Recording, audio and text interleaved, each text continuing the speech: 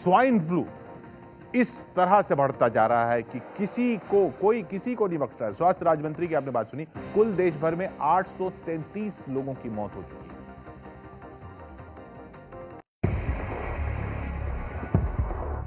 Swine flu रुक क्यों नहीं रहा है? स्वाइन फ्लू से अब तक पूरे देश में 800 से ज्यादा लोगों की मौत हो चुकी है और 11,000 से ज्यादा लोग इस बीमारी का शिकार हो चुके हैं। ऐसे में अब बेहद जरूरी है कि आप इस बीमारी को पूरी तरह समझें और इससे बचने की कोशिश करें, और वही हम आज आपको बताने जा रहे हैं। कहां से आता है स्वाइन फ्लू? स्वाइन फ्लू का सीधा और आसान सा मतलब है स्वाइन यानी सुअर से फैलने वाली बीमारी, लेकिन इसी परिभाषा से शुरू होता है भ्रम। दरअसल जिस बीमारी से देश जूझ रहा है वो बीमारी सिर्फ सुअर से नहीं बल्कि चिड़िया, मुर्गा मुर्गी, मछलियां, घोड़े, यहां तक कि इंसानों से इंसानों में फैल सकती है। स्वाइन फ्लू नाम की जानलेवा बीमारी का विलन है ये वायरस, जिसे H1N1 नाम दिया गया है। ये पूरी तरह गोल है और इसके चारों तरफ आप देख सकते हैं कांटों जैसे उभार। यही वायरस हवा, पानी और खाने के जरिए इंसान और दूसरे जानवरों के शरीर में पहुंचता है। स्वाइन फ्लू के वायरस के शरीर में पहुंचने का तरीका भी समझाते हैं। वायरस जब इंसान के संपर्क में आता है तो इन कांटे जैसे उभारों के जरिए वायरस चिपक जाता है और चंद घंटे में यह शरीर के भीतर दाखिल हो जाता है।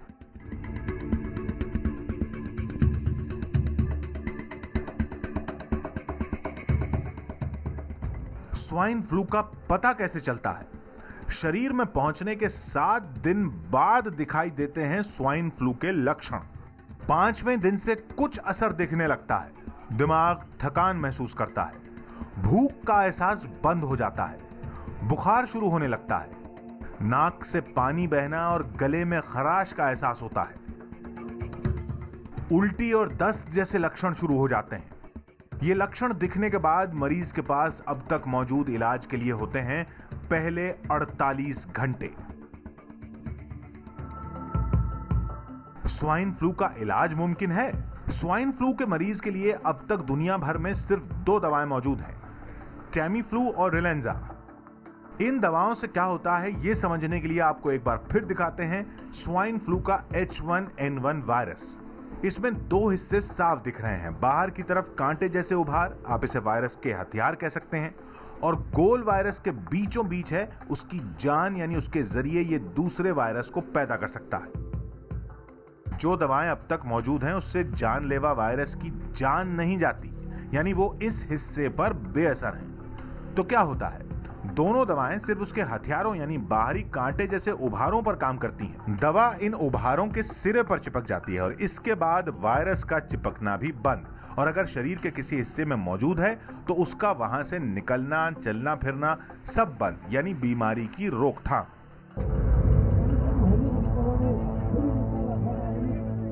फिर जानलेवा क्यों बन जाता है स्वाइन फ्लू? हो सकता है कि अगर आपकी प्रतिरोधक क्षमता अच्छी हो तो सामान्य बुखार की तरह स्वाइन फ्लू खुद ब खुद ठीक हो जाए, लेकिन अगर देर हो गई और मरीज की सांस फूलने लगे तो समझ लीजिए स्वाइन फ्लू खतरे की घंटी बजा रहा है। दरअसल शरीर के फेफड़ों पर सीधा और सबसे ज्यादा असर करता है स्वाइन फ्लू का वायरस।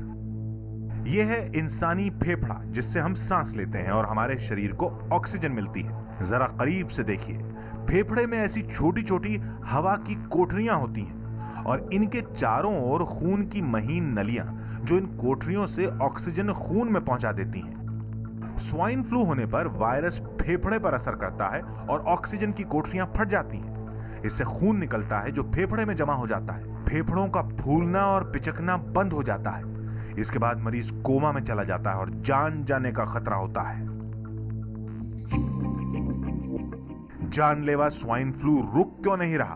पहली वजह, फिर देखिए स्वाइन फ्लू के इस वायरस को, क्यों यहीं छिपा है इसके अमर होने का असर। इसकी जान दरअसल इन 8 हिस्सों से मिलकर बनी है जिन्हें RNA कहते हैं, और ये किसी बहरूपीय की तरह हर शरीर में जाकर नया रूप ले लेते हैं। यही है मुसीबत। चिड़िया वाला वायरस इंसान के जिस्म में गया तो वहां से जो वायरस निकलेगा वो नए किस्म का होगा। सूअर वाला वायरस इंसान के जिस्म में पहुंचेगा तो भी नए तरह का वायरस बन जाएगा। ऐसे ही चिड़िया से सूअर में या सूअर से चिड़िया में वायरस गया तो भी नया वायरस बन जाएगा। यहां तक कि एक इंसान को बीमार करने वाला वायरस अगर दूसरे इंसान में पहुंच जाए तो भी यह नया रूप बदल सकता है। यानी भले ही यह वायरस दिखता एक जैसा हो, लेकिन इसके भीतर हर बार नया बदलाव हो जाता है। यही वजह है कि अब तक इसे मारने वाली दवा नहीं बन पाई है, इसे सिर्फ बढ़ने से रोका जा सकता है। जानलेवा स्वाइन फ्लू रुक क्यों नहीं रहा? दूसरी वजह सुनिए इस बीमारी के विशेषज्ञों से। लोगों में अवेयरनेस नहीं है, लोग जानते नहीं है कि ये स्वाइन फ्लू का फैलाव कैसे होता है और वो उसका ढंग से इसलिए बचाव नहीं कर पाते।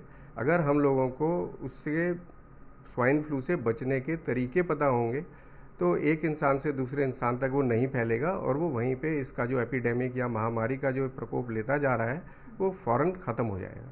स्वाइन फ्लू इसलिए काबू में नहीं आ पा रहा है क्योंकि मौसम तो बदल ही रहा है और हम लोग अपने खान पान या और चीज़ों को नहीं बदल रहे हैं।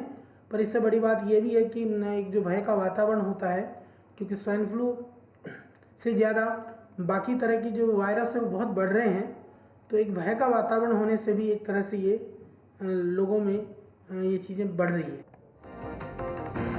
तो बचा कैसे जा सकता है स्वाइन फ्लू से? क्या कर सकते हैं हम? देखिए, सबसे आसान और सबसे कॉमन और सबसे इफ़ेक्टिव तरीका जो है वो है हाथ धोना, हैंड वॉशिंग।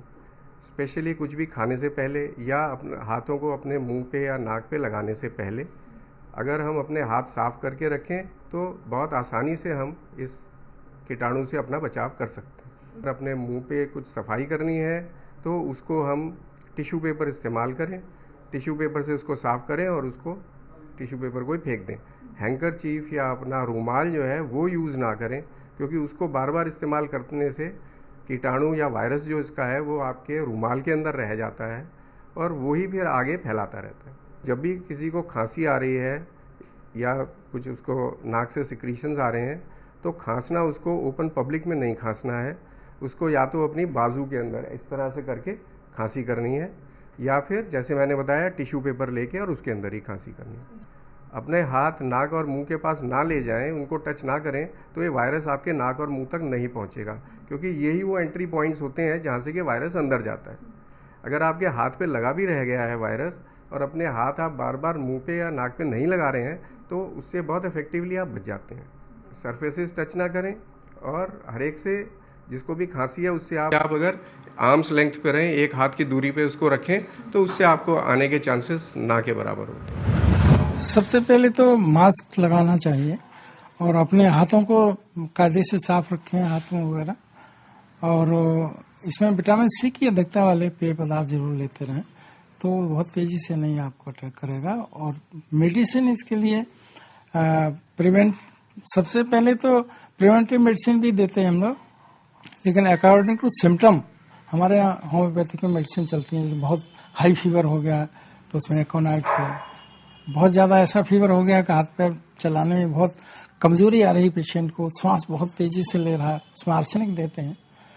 तो इन सब मेडिसिन के द्वारा ये मेडिसिन ऐसी है जो इम्यून सिस्टम को थोड़ा बढ़ाती है, उसके लिए एचिनेशिया का मदर टिंचर दिया जाता है, हम लोग उसको देते हैं, काफ़ी कुछ राहत रहता है। नीम की छाल, पेड़ के छाल को ले लें, 100 ग्राम वो ले लें, 100 ग्राम गिलोय ले लें, 50 ग्राम तुलसी पंचांग। तुलसी पंचांग मतलब पत्ती, वो आगे की पत्ते बदले टहनी से, तो उसको तोड़ करके काट करके, या पंसारी के यहाँ सूखी मिल जाएगी, तुलसी पंचांग ले लें।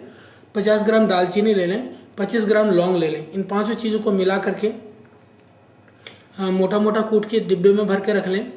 एक समय के लिए एक व्यक्ति के लिए लगभग 5 ग्राम यानी 1 टेबल स्पून हमको लेना है। यदि घर में 3-4 लोग हैं तो 3-4 चम्मच ले लें। तो एक व्यक्ति के लिए करीबन 400 ml पानी, तो 400 ml पानी में हम उसको उबालें और जब 100 ml बच जाए छान करके पिला दें। नॉर्मल स्थिति में सुबह शाम ले लें, थोड़ी ज़्यादा परेशानी है तो 3 बार भी ले सकते हैं।